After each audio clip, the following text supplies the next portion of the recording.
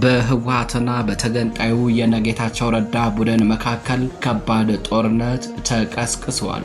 ጦርነቱ የተቀሰቀሰው ነጌታቸው ረዳ ነፃ ወይንም ሐራ መሬት ብለው በሚጠሩት የአፋር አካባቢ ላይ ሲሆን እስካሁን ባለው ከ10 ያላነሱ ቀበሌዎች በህወሓት ታጣቂዎች ቁጥጥር ስር መግባታቸው ነው የተነገረው።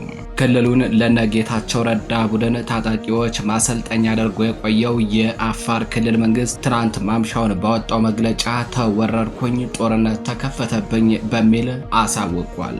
መረጃውን በዝርዝር አጠናቅረን ይዘነዋል። በተያያዘ ዜና ብልጽግና በአፋር ክልል በሁለቱ የህወሓት ክንፎች መካከል የተቀሰቀሰውን ጦርነት ተከትሎም ወልቃይት የሚገኘው ራሱን የተከዜ ዘብ ብሎ የሚጠራው በነ ኮሎኔል ደመቀ ዘውዱ የሚመራው ኃይል በአቅራቢያው ባሉ የህወሓት ታጣቂዎች ላይ ትንኮሳ እንዲፈጽሙ ለማድረግ እየሰራ ነው ተብሏል። ብአዴን የተባለው የአእምሮ ስንኩላን የተሰባሰቡበት ቡድንም በኦህዴድ ብልጽግና የሚሰጠውን የዘመቻ ጥሪ ለመቀበል የጦርነት ቀስቀሳ ሊያካሄድ እየተሰናዳ መሆኑ ተሰምቷል። ሁለቱን መረጃዎች በዝርዝር አጠናቅረናቸዋል። በሌላኛው መረጃችን በመተማ ዮሐንስ ወረዳ ጓንግ ተብሎ በሚጠራው አካባቢ በተደረገ ውጊያ የጸረ አማራው ብልጽግና ኃይል ከባድ ሽንፈት መከናነቡ ተገለጸም። በኢትዮጵያና በሱዳን ድንበር ዙሪያ በምትገኘው መተማ ዮሐንስ ወረዳም 3ኛ ቀኑን ያስቆጠረ ውጊያ እየተካሄደ ይገኛል። መረጃውን በዝርዝር አጠናቅረን ይዘነዋል። በሌላኛው መረጃችን በመቄት ወረዳ በተደረገ ውጊያ ከ25 በላይ የአገዛዙ ወታደሮች ሙትና ቆስለኛ መደረጋቸው ታወቀም።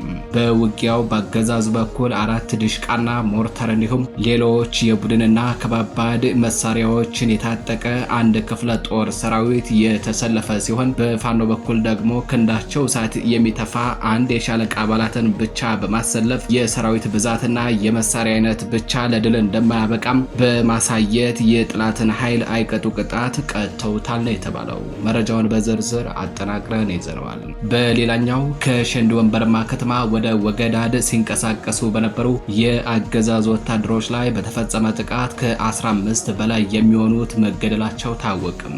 በውጊያው ከተገደለው የጸረ አማራው ቡድን ተላላኪ ኃይሎች በተጨማሪ በርካቶች ቆስለው በ4 ወታደራዊ ፓትሮል ሙሉ ተጭነው መወሰዳቸው ተነግረዋል። በዝርዝር ይዘነዋል። ሰላም ጤና ይስጥልኝ። የተከበራችሁ አድማጭ ተመልካቾቻችን እንደምን አረፈዳችሁ፣ እንደምን ዋላችሁ፣ እንደምን አመሻችሁ።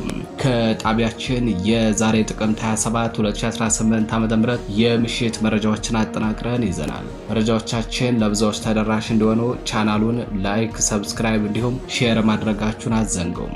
አብራችሁን ቆዩ።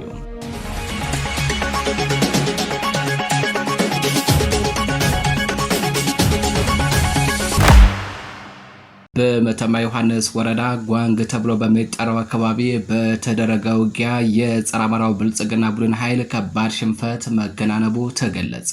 በኢትዮጵያና በሱዳን ድንበር ዙሪያ በምትገኘው መተማ ዮሐንስ ወረዳ 3ኛ ቀኑን ያስቆጠረው ውጊያ እየተካሄደ ይገኛል።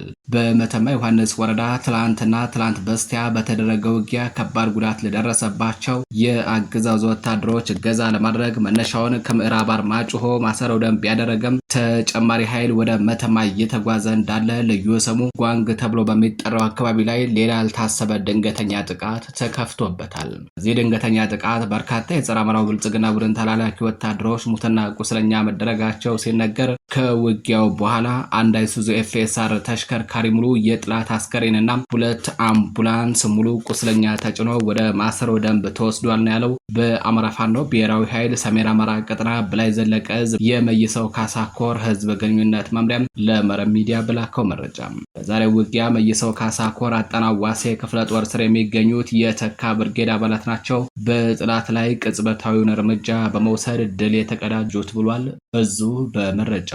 በተመሳሳይ በዚያው በመተማ ዮሐንስ ወረዳ ልዩ ስሙ ታጎር ተብሎ በሚጠራው አካባቢ ላይ ጥቅምት 25 2018 ዓ.ም ከቀኑ 9 ሰዓት ገደማ ጀምሮ ለ3 ሰዓታት በዘለቀ ውጊያ 27 ያገዛዙ ወታደሮች ሲገደሉ ከ35 በላይ የሚሆኑት መቁሰላቸውን መረብ ሚዲያ የበላይ ዘለቀ ህዝብ ግንኙነት መምሪያን ዋቢ በማድረግ መዘገቡ አይዘነጋም።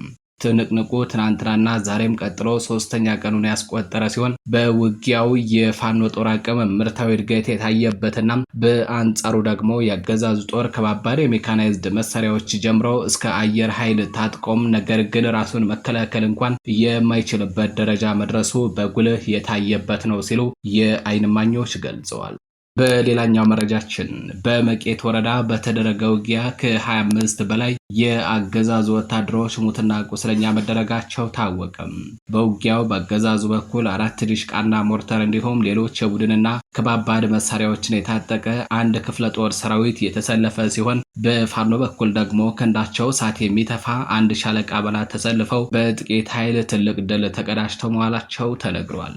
አማራ ፋኖ ብሔራዊ ኃይል ምስራቅ አማራ ቀጠና ምኒልክ ዕዝ የደጋው መብረቅ ኮር በአንሻ ሰይድ ክፍለ ጦር ስር የሚገኙት ክንዱ አሻግሬ ሻለቃ አባላት ዛሬ ጥቅምት 27 2018 ዓ.ም በመቄት ወረዳ ባደረጉት ተጋድሎ 10 ያገዛዙ ወታደሮችን ሲገድሉ ከ15 በላይ የሚሆኑትን ማቁሰላቸውን እዙ ለመረብ ሚዲያ በላከው መረጃ አስታውቋል።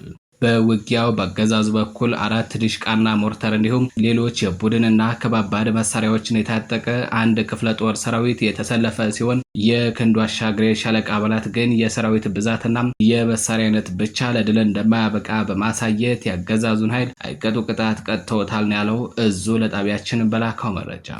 የተከበራችሁ አድማጭ ተመልካቾቻችን ወደ ሌላኛው መረጃችን አለፍን። ከሸንዲ ወንበርማ ከተማ ወደ ወገዳድ ሲንቀሳቀሱ በነበሩ ያገዛዙ ወታደሮች ላይ በተፈጸመ ጥቃት ከ15 በላይ የሚሆኑ ወታደሮች መገደላቸው ታወቀ። በውጊያው ከተገደሉ የጸረ አማራው ቡድን ተላላኪ ኃይሎች በተጨማሪ በርካቶች ቆስለው በ4 ወታደራዊ ፓትሮል ሙሉ ተጭነው መወሰዳቸው ተነግሯል። በአማራ ፋኖ ብሔራዊ ኃይል ምዕራብ አማራ ቀጠና አጼ ቴዎድሮስ ዕዝ 5ኛ ክፍለ ጦር የወንበርማ ብርጌድ አባላት ከሸንዲ ወንበርማ ከተማ ወደ ወገዳድ ሲንቀሳቀሱ በነበሩ የአገዛዙ ወታደሮች ላይ በከፈቱት ድንገተኛ ጥቃት ድል ተቀዳጅተው መዋላቸውን መረብ ሚዲያ ከብርጌዱ ህዝብ ግንኙነት መምሪያ ለማረጋገጥ ችሏል።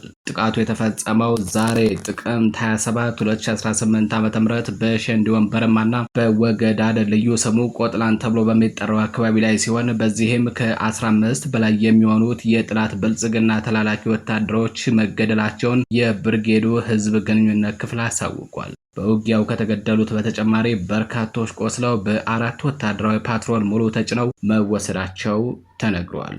የተከበራችሁ አድማጭ ተመልካቾቻችን መረጃዎቻችን እንደቀጠሉ ናቸው። አሁን ደግሞ በሁለቱ የህወሓት ክንፎች መካከል ስለተቀሰቀሰው ጦርነት መረጃዎችን የምናጋራችሁ ይሆናል። በህወሓትና በተገንጣዩ የነጌታቸው ረዳ ቡድን መካከል ከባድ ጦርነት መቀስቀሱ ታውቋል። ጦርነቱ የተቀሰቀሰው ነጌታቸው ረዳ ነፃ ወይንም ሐራ መሬት በሚል በሚጠሩት የአፋር አካባቢ ላይ ሲሆን እስካሁን ባለው ከ10 ያላነሱ ቀበሌዎች በህወሓት ታጣቂዎች ቁጥጥር ስር መግባታቸው ተነግሯል።